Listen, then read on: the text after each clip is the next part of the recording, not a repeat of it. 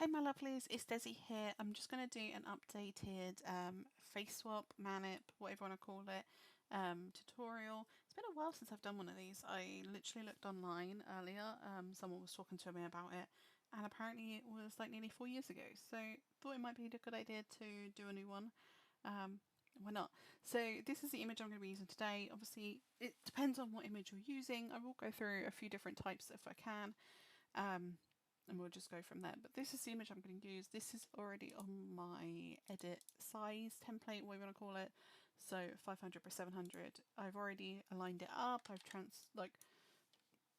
not that. I've already moved it on around on the map where I wanted it. Map on the oh my gosh, on the area in front of me. So yeah, that's that. You want to get your picture or your face that you want to put on top of the image.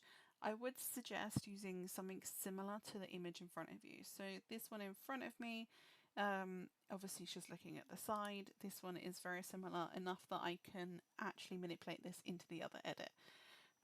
So yeah, if you've got a stock that's looking straight forward, go for a straightforward image. If you've got one that's looking to the side, look for a side image, and vice versa. Try to match them as much as you can. There are ways to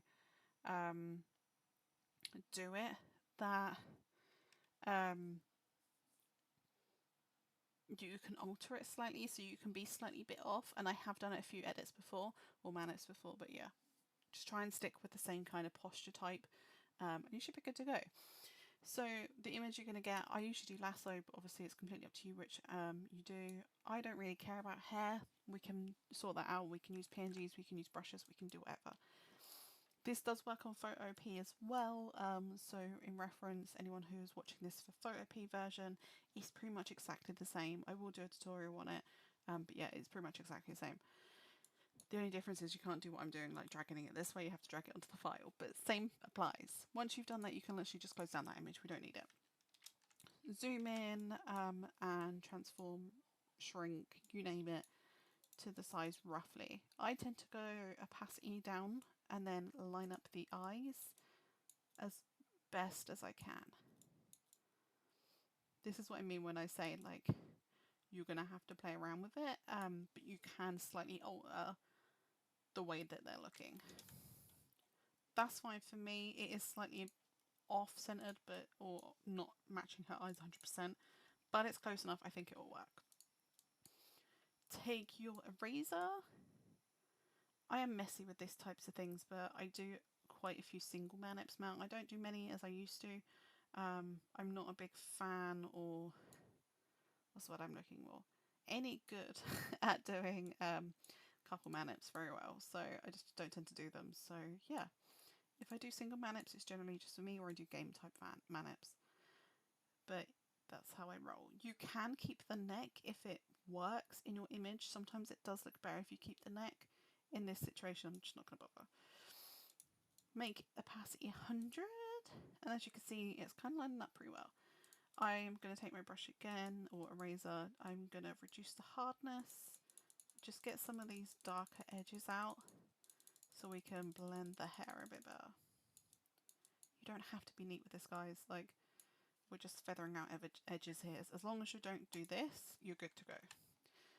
Now, pretty much aligns pretty well. We could probably move her head over a little bit further. I think it's just the angle is why it looks a bit weird, but let's just go like that. Pretty sure that's her face is now edging in, so we'll just leave it as we have. One way you can easily do stuff like this is literally lasso tool again. Take the original hair from underneath and use that to like block sections in, because it's going to blend a lot better than me using brushes, which is generally what I tend to do. I do invert from time to time just to make sure there's no like edges that are visible outside from the original stock. Again, there's hair there or a face there, so I'm going to have to sort that out. Let's just dupe that same area like so. Doesn't really matter too much because you can just whack a PSD on. I think it's a head size. Yeah, there we go. Within reason, you can resize stuff when you've put it like, or you flattened it, not flattened it, when you've clicked enter. Sometimes it really does depend how you do things. So yeah, once you're happy with that, then we can start adjusting. I would do darkness contrast first, or brightness contrast. Try to match the skin tone best you can. Go adjustments, go colour balance. We then want to kind of match the colours we've got going on here. So add,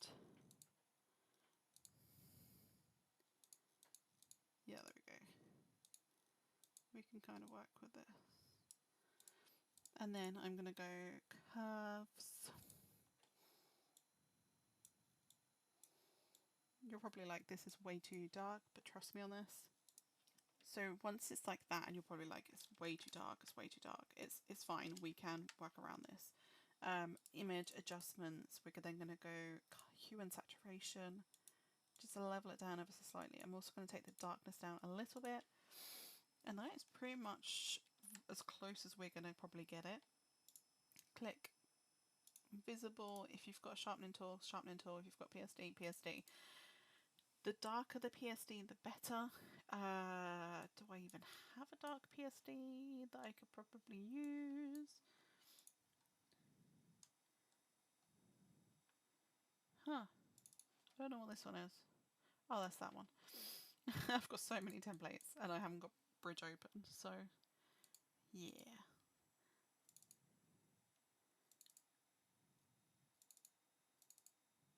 I probably should have Bridge open, but it's not something I've got open right this second. Yeah, just try and stick with the same sort of colourings, or like similar to what you want it to be. I'm probably going to use one that I know works, which in this case is Devil Slays.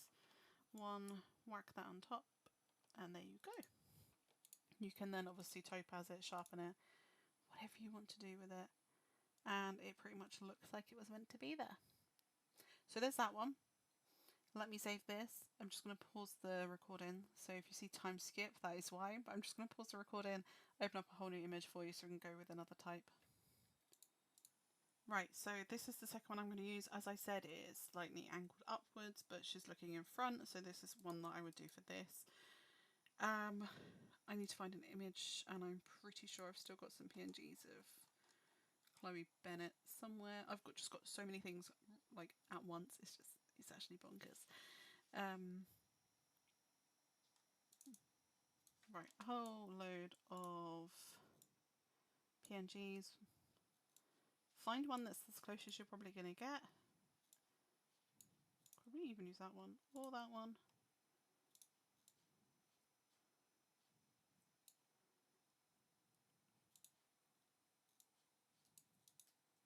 There is a lot of pictures I can use, but we're just going to go with this one.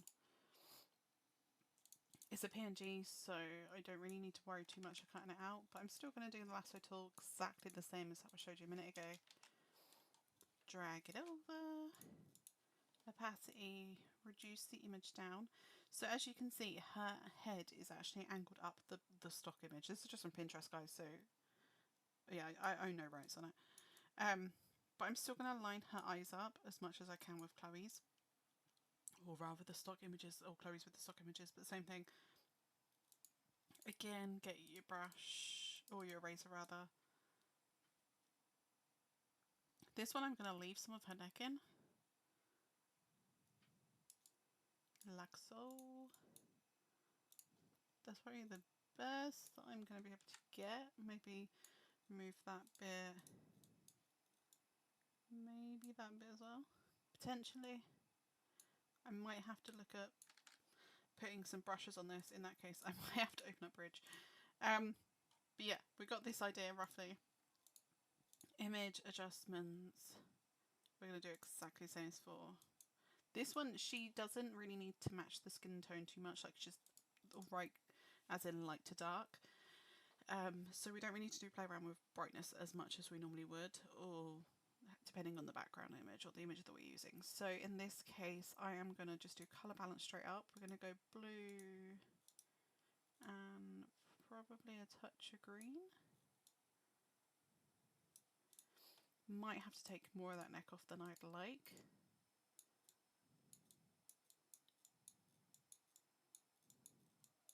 Just to get it to work. And then I'm going to go hue and saturation, take the saturation down ever so slightly.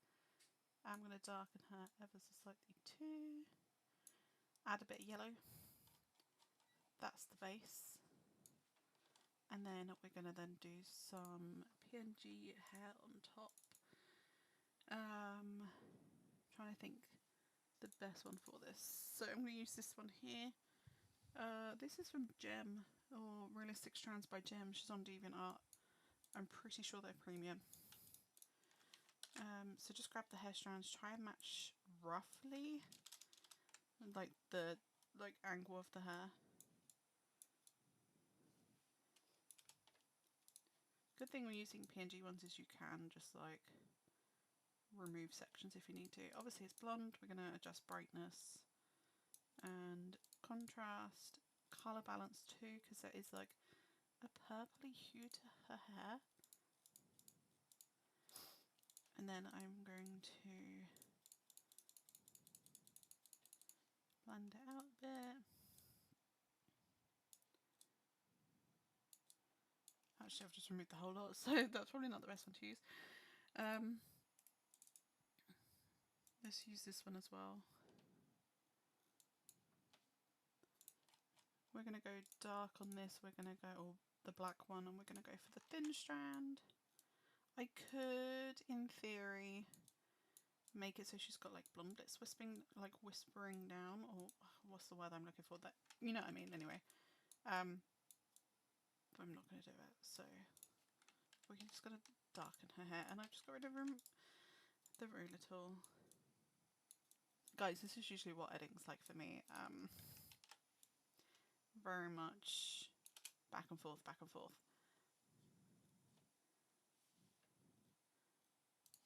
I'm going to duplicate this one, and then I'm going to go down to selective colour. It's not red that I want, it's that one. So what I've done on that, I'll take the others layers off. I've done selective colour. Selective colour is really good if you're doing hair tones or hair colours, such as like if you're darkening or lightening, and you can also add yellow hue so they're more yellow. It's more ideal if you're doing a short, like if I was to take this strand and just wanted like this strand here to be black, hypothetically, I could just duplicate it, image, adjustments, and then go selective colour, go to blacks and then make it that way, go to neutrals, put it that way. Whites, we could probably also go that way to some extent. Not really working out that way, but yeah, you can adjust it like that as well, and then you can also go brightness and contrast and get that hair to be as dark as you wanted it. So I could in theory do it that way, but I'm not doing it that way. It doesn't, it's the same. It's not much different at all. It's just whatever your preference is. I prefer doing it this way. It gives me a bit more flexibility. But yeah, play it however you want. I'm literally just taking off the white edges on these hair PNGs.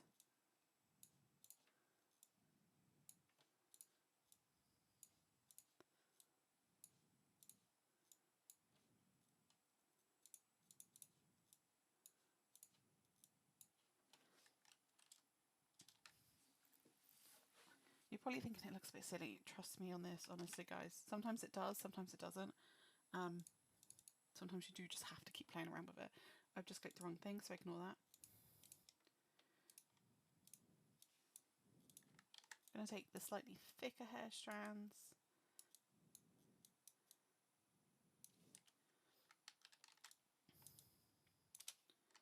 Again, you're probably going to be like, what the hell, Desi? What are you doing?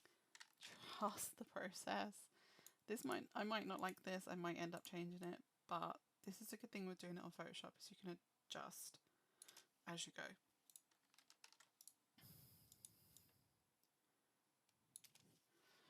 Right, don't flatten, don't do anything like that. Find the PSD that you want to use. I'm probably going to use the same one from the other edit if I can. Most used, actually, I might use one of Vi or Crown's PSDs, just to show you. Obviously the dark layers do help with these type of colouring or manips. It's probably way too dark, but I'll show you what I mean.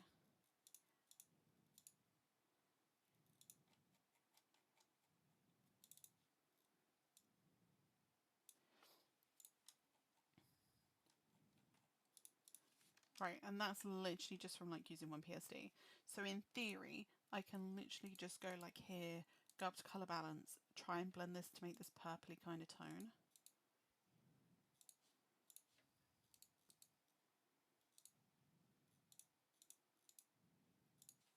I don't even know where these ones are. Oh, there's that one.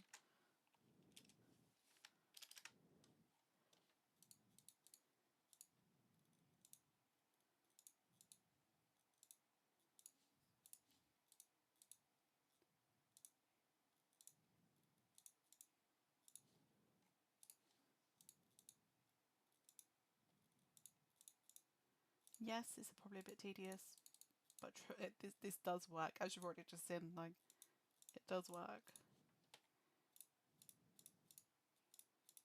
Oh, here's me trying to colour the other ones, and it wasn't even that one I needed to colour.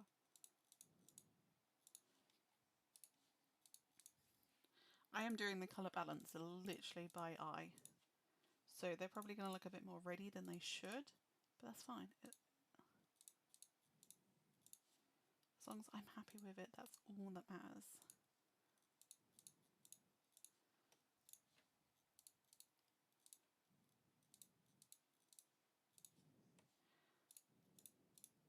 So this one here, I am actually going to take my eraser brush or eraser tool, and I'm just going to remove that bit. Probably going to do the same here, but on that little tiny bit, and that little tiny bit, and that tiny bit. So when I zoom out, ta-da! I can literally flatten that as it is if I'm happy. I feel like she does need to be a little bit paler. There we go. I always flatten without the PSD, don't ask me why, it just looks better. Click flatten. As you can see, look, her hair is purple.